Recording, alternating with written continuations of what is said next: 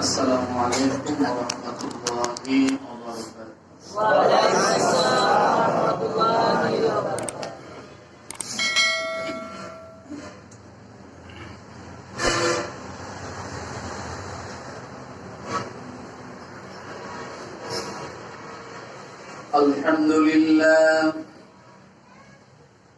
আলহামদুলিল্লাহ নাহমাদুহু ওয়া নাস্তাঈনুহু ওয়া নাস্তাগফিরুহু ওয়া নাউযু বিল্লাহি মিন শুরুরি আনফুসিনা ওয়া মিন সাইয়্যাতি আ'মালিনা। من يهد الله فلا مضل له ومن يضلله فلا هادي له وأشهد أن لا إله إلا الله وحده لا شريك له ونشهد أن سيدنا ومولانا محمدا عبده ورسوله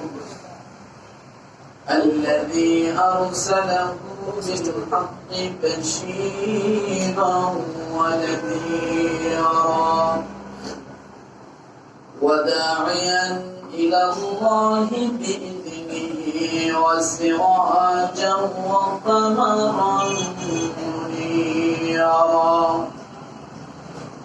فقد قال الله تعالى في كلامه المجيد والفرقانه الحميد.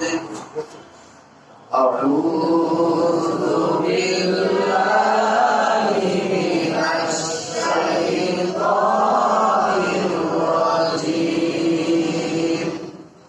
بسم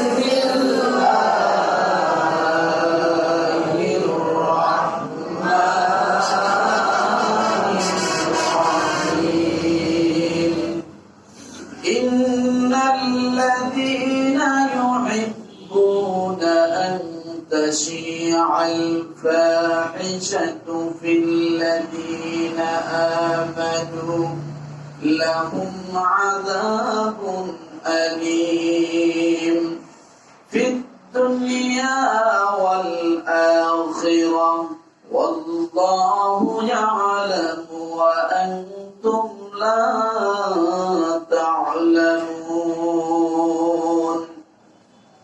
وقال رسول الله صلى الله عليه وسلم من تشبه بقوم فهو منهم.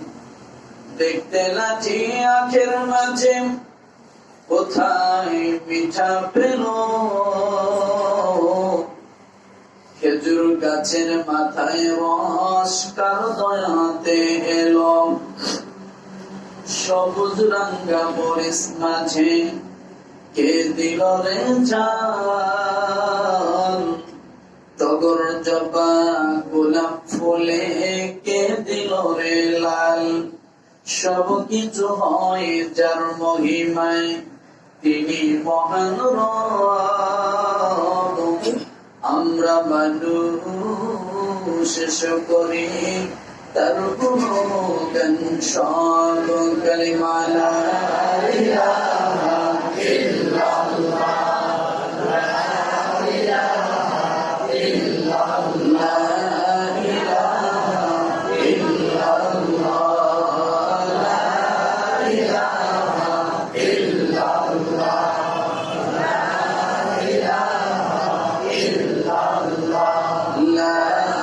ইলাহা ইল্লাল্লাহ,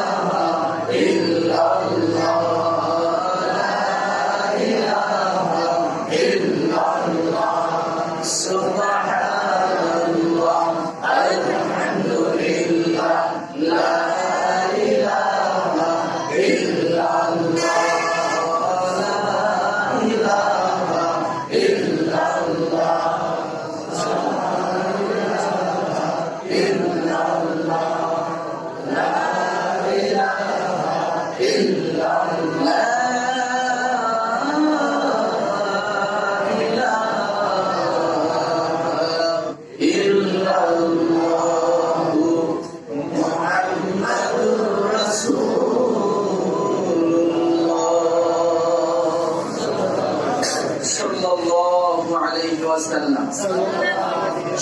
প্রশংসা কার জন্য? সকলে বলি আলহামদুলিল্লাহ। রব্বানা লাকাল হামদ হামদান কাসীরান তাইয়িবান মুবারাকান ফীহি ইয়া রাব্বি লাকাল হামদু কামা ইয়ানবাগী লিজালালি ওয়াজহিকা ওয়া আসীমি সুলতানিকা।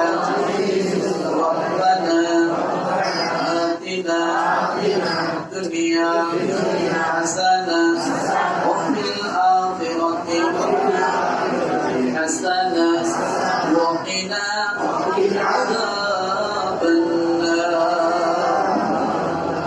الحمد لله رب العالمين দরবারে শুকরিয়া আদায় করলাম, প্রার্থনা করলাম যে আল্লাহ সুবহানাহু ওয়া তাআলা আমাদেরকে যেন দুনিয়াও কল্যাণ দান করে, আখিরাতেও যেন আল্লাহ আমাদেরকে কি করে? কল্যাণ দান করে। আমরা সকলেই কল্যাণ কামী, সকলেই কল্যাণ চাই, কথা ঠিক কিনা? সকলে কি চাই? কল্যাণ চাই। যে মানুষটা দুনিয়ার জমিনে কল্যাণ পেল, আখিরাতের সফলতা পেল, ওই মানুষটা দুনিয়াও কামিয়াব হলো, আখিরাতেও সে কামিয়াব হয়ে গেল। তো আলহামদুলিল্লাহ, আজকে ইংরেজি মাসের কত তারিখ? 14 ফেব্রুয়ারি, তাই না? 14 ফেব্রুয়ারি। বাংলার কত তারিখ? পহেলা ফাল্গুন, তাই না? আজকের এই দিনটিতে একটি দিবস আছে। দিবসটার নাম কি? জোরে বলেন। ভালোবাসা দিবস। আসলে শব্দটা অনেক ভালো, মতলব খারাপ। শব্দটা ভালো, মতলব খারাপ। আপনারা এইরকম কেউ আছেন নাকি এখানে? হ্যাঁ, কেউ নাই?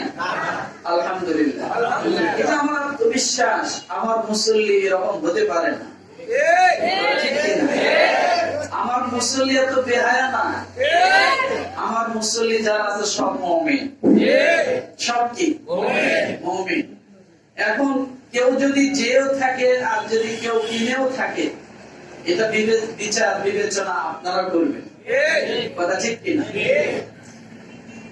আমার ভাইরা, এদেশে অনেক সমিতি আছে, সমিতির অভাব নাই, ঘরে ঘরে সমিতি। কিন্তু তার মধ্যে আজকে একটা সমিতির নাম বলবো, সে সমিতিটার নাম হলো চিরকুমার সমিতি। এ নাম শুনছেন কোনদিন? কি কমিটি? কি সমিতি? চিরকুমার সমিতি। আমি দলিল দিয়ে দেখায় দিয়ে যাব, না দেখাইলে আপনারা বিশ্বাস করবেন না যে হুজুর বলে গেল, না জানি এটা কতদূর কেমনে কি। আর আশা করি দলিল ছাড়া কথা বলার কখনো চেষ্টাও করি না, কথা ঠিক? আসুন আজকে আমরা এই 14 ফেব্রুয়ারি সম্পর্কে কিছু বলা দরকার। বলো হুজুর, এই 14 ফেব্রুয়ারি কি কোরআন শরীফে আছে? বলে এই 14 ফেব্রুয়ারি কোরআনে নাই, কিন্তু আল্লাহ পাক যে বিধানগুলো দিয়েছেন আমাদের কাছে, কোরআনের আয়াতগুলো আসছে, সেই আয়াতের দিকে তাকাইলে দেখি যে আমরা এই 14 ফেব্রুয়ারি কিছু ভাষ্য সেখানে পাই, কথা ঠিক কিনা?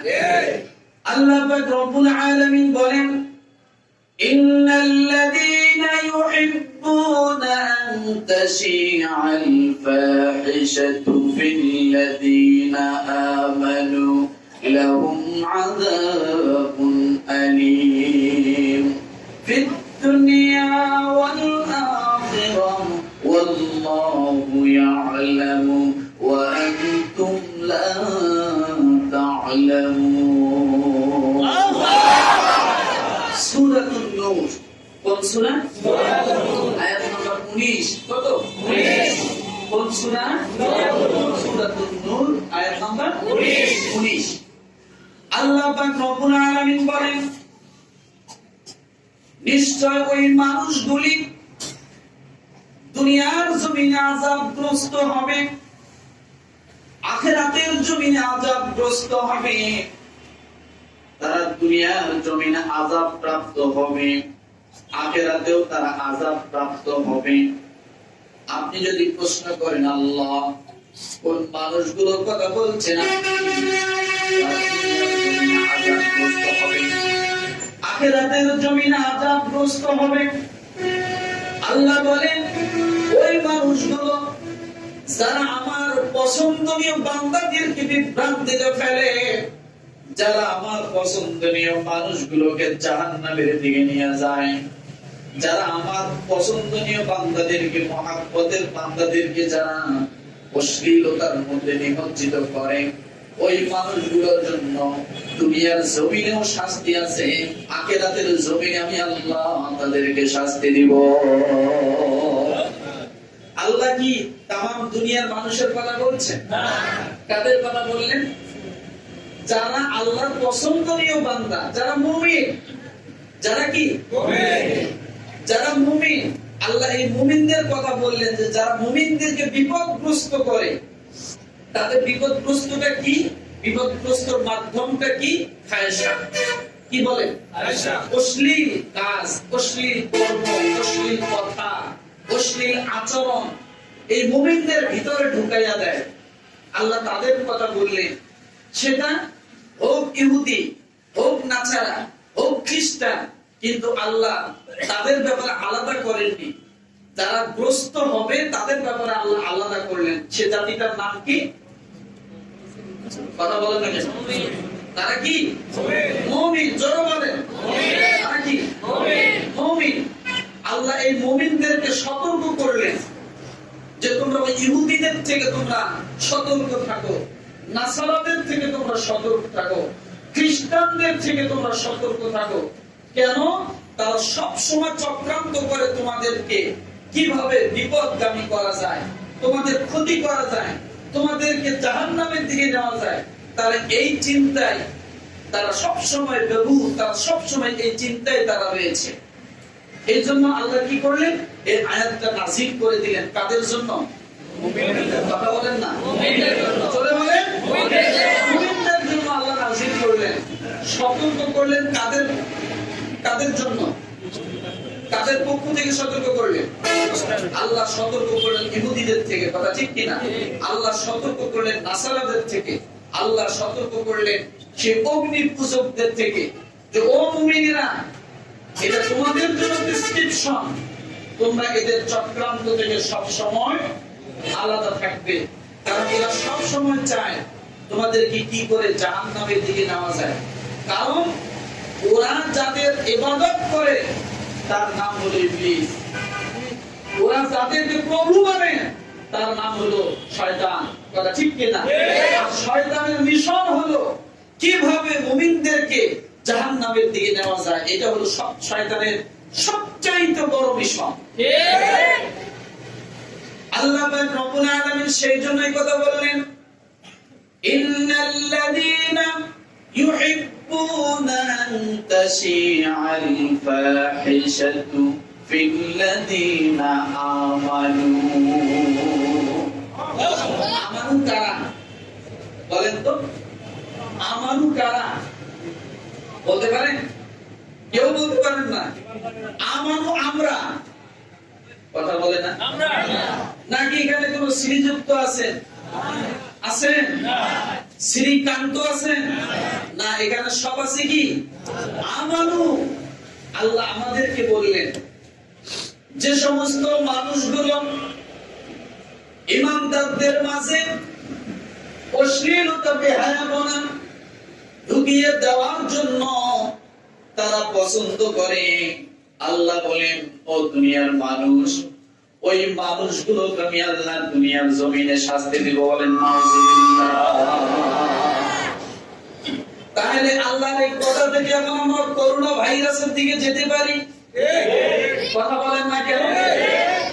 এই যে তাম বিশ্বের মাঝে অশ্লীলতাকে এত সহজ করে দিল। আগে একটা টিভি কিনতে টাকা লাগতো 30,000, এখন ওই টিভি কিনতে মাত্র 5,000 টাকায় কেনা যায়। কথা বলেন না কেন? আগে একটা ডিভিডি কিনতে লাগতো 20,000, 15,000, এখন ওই ডিভিডি এখন কিনতে পাওয়া যায় ৩-৪ হাজার টাকায়। আগে একটা মোবাইল কিনতে অনেক টাকা লাগতো, কিন্তু এখন ঘরে বসে এখন অল্প টাকায় মোবাইল পাওয়া যায়। তার মানে বোঝা গেল এই অশ্লীল গুলো তারা ইহুদি নাসরা বোধ করা তারা এগুলো প্রচার করে দিয়েছে, কথা ঠিক কিনা? এই জন্য আল্লাহ বলেন লাহুম আযাবুন আলীম, তাদেরকে আমি আল্লাহ আযাব দিব। কোথায় দিবেন আল্লাহ বলেন দুনিয়া ওয়াল আখিরাহ, দুনিয়ার জমিনে আযাব দিব, গজব দিব, এবং আখিরাতের জমিনে আমি আল্লাহ তাদের জন্য শাস্তির ব্যবস্থা করে রেখে দিয়েছি। সুবহানাল্লাহ বলবেন না? আরো জোরে বলেন ব্যবস্থা কার? আল্লাহ ব্যবস্থা করা, ঠিক কিনা? আমার বাইরে এই 14 ফেব্রুয়ারি সেই পাশ্চাত্য থেকে চলে আসলো আমার বাংলাদেশে। এই বাংলাদেশে সর্বপ্রথম কে আবিষ্কার করলেন এটা আমরা অনেকেই জানি না। কে নিয়ে আসলে খালের মারকুট থেকে বাংলাদেশে? আমি বলি প্রধানমন্ত্রীকে বলতে চাই, প্রধানমন্ত্রী এই মাসকে যদি শ্রদ্ধা করতে হয়, সম্মান করতে হয়, কোন রক্তক্ষরণ ব্যক্তিকে যদি জাতির শ্রেষ্ঠ সন্তান মনে করতে হয়, যে মাসের মধ্যে বাংলা ভাষার জন্য জাতির শ্রেষ্ঠ সন্তানরা তারা বুকের রক্তকে, তাজা রক্তকে রাস্তার মাঝখানে বিলীন করে দিয়ে যে ভাষা আমাদের মাঝে নিয়ে আসলো, তাদেরকে যদি সম্মান সত্যিকারে করতে হয় তাহলে বলবো বেহায়াপনা অচিরেই আমাদের দেশ থেকে নিষেধ করা হয়ে যায়। যতদিন পর্যন্ত 14 ফেব্রুয়ারি বাংলাদেশে থাকবে ততদিন পর্যন্ত 21 ফেব্রুয়ারি কখনো মর্যাদা সম্পন্ন হবে না, কথা ঠিক না? কারণ মুসলমানরা সব সময় সমস্ত জায়গায় অগ্রগামী। আজকে যে মুসলমানদেরকে গালি দিয়ে মুসলমানদেরকে পিছনে ফেলে, ইসলাম ধর্মকে পিছনে ফেলে হিন্দুত্ববাদী ধর্মকে সামনে প্রচার করা হচ্ছে, আপনি ইতিহাস খুঁজে দেখেন এদেশের জন্য সর্বপ্রথম যারা রক্ত দিয়েছে তাদের নাম মুসলমান। তাদের নাম কি? সালাম, শফিক, রফিক, বরকত, তারাই ছিল মুসলমানের সন্তান। আজকে মুক্তিযোদ্ধার ইতিহাস খুঁজে দেখেন, সর্বপ্রথম মুসলমানদের নাম সেখানে পাওয়া যায়। শ্রীযুক্ত বাবুরা শুধু পরে গিয়েছিল, শ্রীযুক্ত বাবুরা জান বাঁচিয়েছিল, আর মুসলমান জান বাঁচায়নি, জান দিয়ে দেশকে রক্ষা করেছিল মুসলমান। কতজন হিন্দু মুক্তিযোদ্ধা আছে আপনি খোঁজ নেন, আর কতজন মুসলমান মুক্তিযোদ্ধা আছে আপনি খুঁজে দেখেন।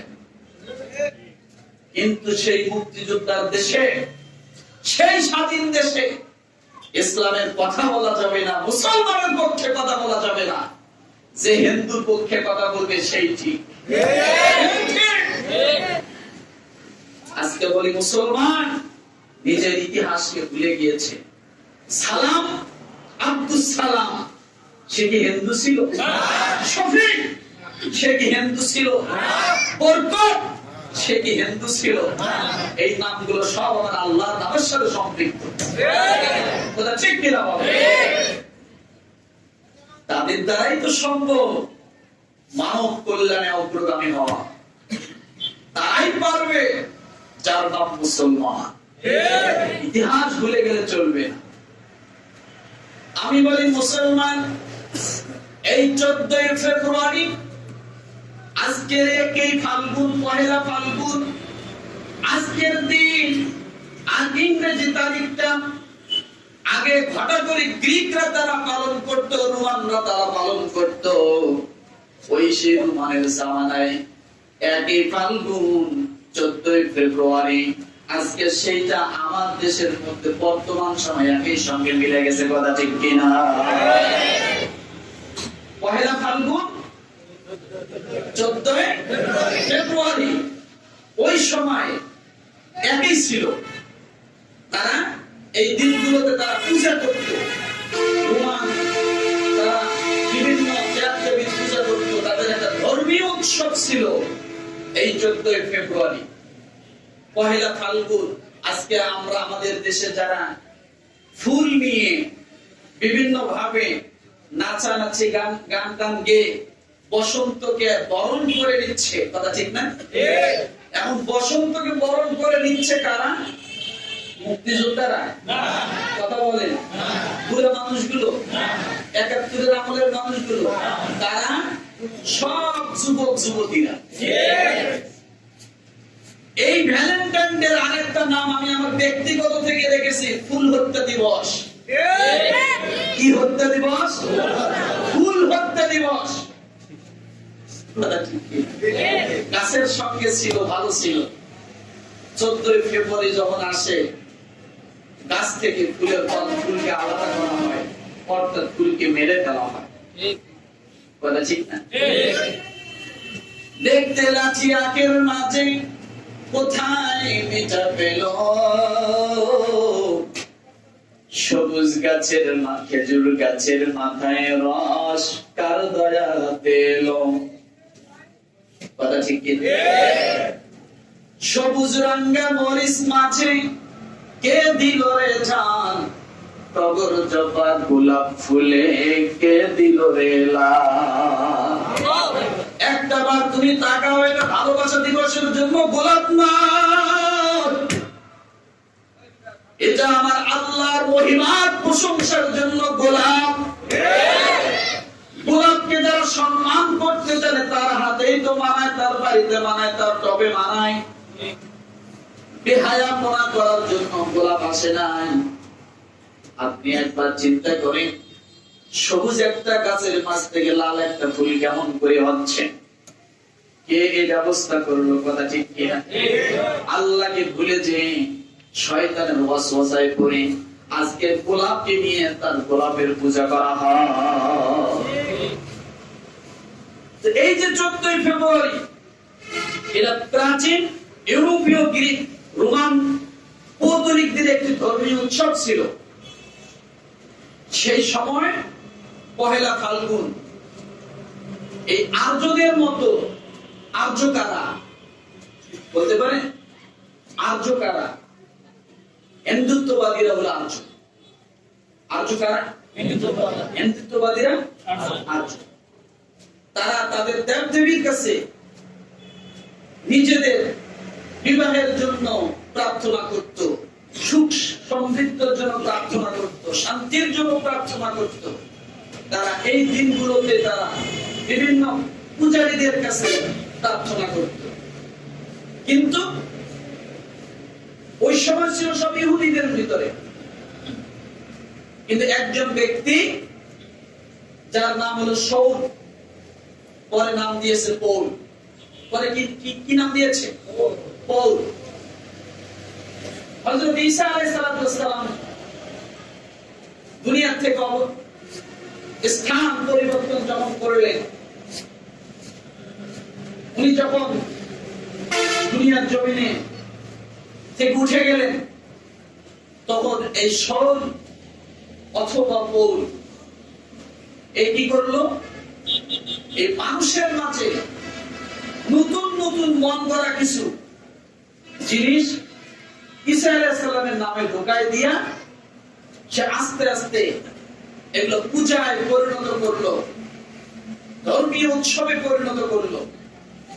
তার একটা চিন্তা ছিল কি, যে নবীর নামে অর্থাৎ ঈসার নামে তার পক্ষে যত বানানো কিছু বলা হবে, যত মিথ্যা কিছু রটানো হবে, এগুলোতে একটাও গুনাহ হবে না। বলে নাউজুবিল্লাহ। কি হবে না? একটাও গুনাহ হবে না, কারণ নবীর পক্ষে তো এগুলো করা হচ্ছে। এই খ্রিস্টান তার থেকে এইভাবে আস্তে আস্তে মানে নবীর মূল জিনিসগুলো হারিয়ে গেল। প্রচলিত হলো কি, সমস্ত মিথ্যা, যার যার মন গড়া মতে।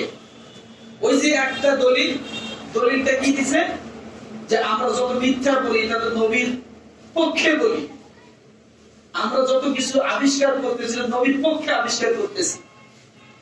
যার কারণে আবিষ্কার করতে যায় মূল ধর্ম, মূল ঈসা আলাইহিস সালামের কর্ম, এগুলো সব বিলুপ্ত হয়ে গেছে। যা এখন সামনে আছে খ্রিস্টানদের, সবকিছু তাদের নিজেদের মত করা হয়েছে। ওই রকম যদি আমাদের নবীর জামানায়, আমাদের নবীর পরে যারা আছে, তারা এরকম অনেক কিছু আবিষ্কার করতে চেয়েছিলেন। কেন ওলামায়ে কেরাম সবসময় বিদআতের বিপক্ষে সোচ্চার? কারণ বিদআত যদি বেশি প্রচার হয়, তখন কি হবে? মূল জিনিসটা তখন ঢেকে যাবে, মূল জিনিসটা তখন আর থাকবে না। তখন এইভাবে মানুষ নবীর পক্ষে নানান দলিল দিয়ে দিয়ে তারা নতুন নতুন জিনিস আবিষ্কার করা শুরু করে দেবে। যার কারণে ইসলাম এটা কখনো সমর্থন করেনি, ওলামায়ে কেরাম এটা কখনো সমর্থন করে না। যদি করতেন, তাহলে ঈসা আলাইহিস সালামের ধর্ম এবং তার কর্ম যেভাবে বিলুপ্ত হয়ে গেছে, ঠিক এই 1400 বছরের ভিতরে আমাদের রাসূলের ধর্ম এবং কর্ম একটা আমরা সঠিক খুঁজে পেতাম না। আমার ভাইরা, এই জন্য রব্বুল আলামিন বললেন, ও দুনিয়াবাসী, যারা এই খারাপ কাজগুলিকে মানুষের সামনে প্রচার করে দেওয়ার জন্য বেশি পছন্দ করে, আল্লাহ বলেন ওই মানুষগুলোর উপর অচিরেই আযাব নিবেদিত হবে, গজব তাদের ভিতরে নেমে আসবে। এখন যদি বলেন হুজুর, এই আযাব গজব কি শুধু ওই ইহুদি নাসরাদের দিকে হবে? আমি বলবো না। যেই এই অশ্লীল কাজগুলো ছড়িয়ে দিবে, অশালীন কাজগুলো ছড়িয়ে দিবে, আমার আল্লাহ তাআলা ওই মানুষটাকে সঙ্গে সঙ্গে গ্রেফতার করে নেবে। বলেন নাউজুবিল্লাহ। করবে কি করবে না?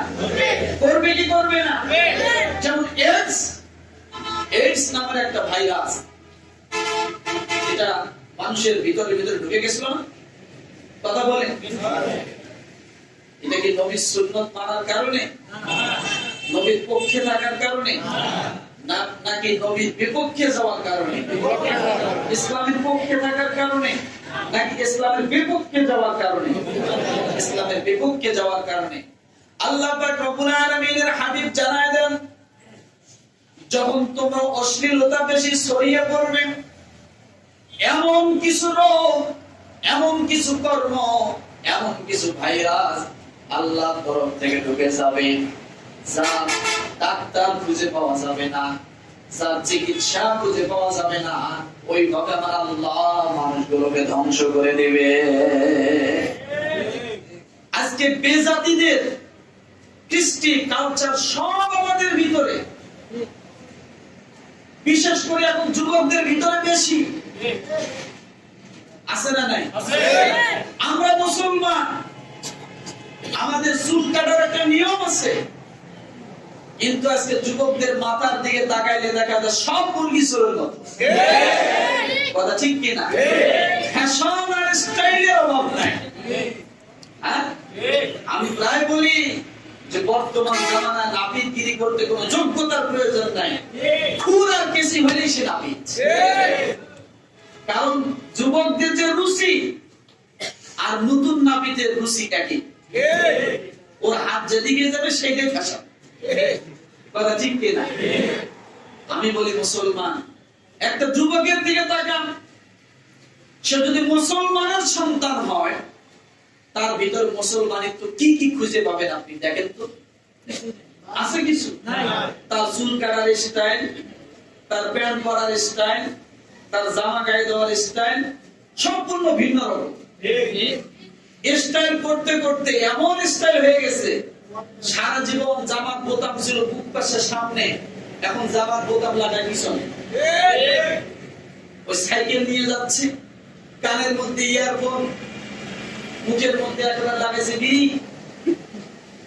চোখের মধ্যে এমন কালা চশমা, কিচ্ছু দেখা যায় না।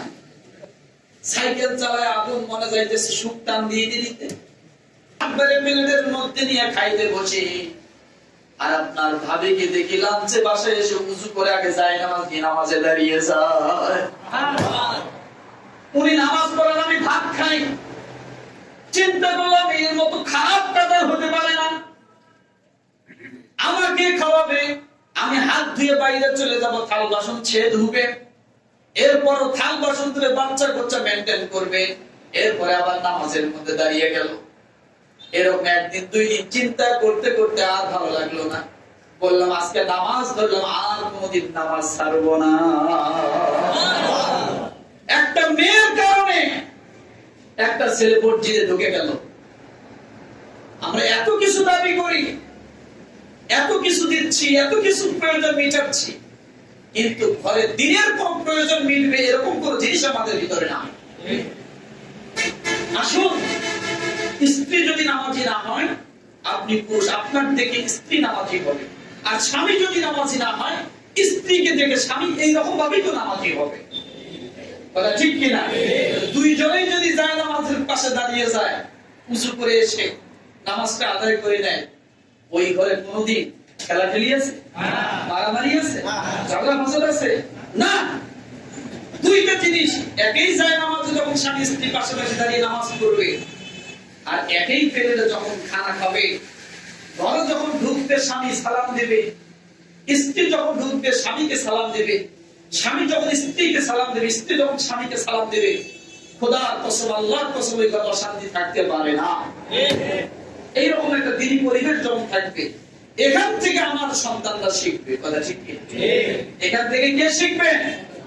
আজকে থেকে বলেন ভ্যালেন্টাইন ডে আরো পালন করবো, আমরা পালন করবো।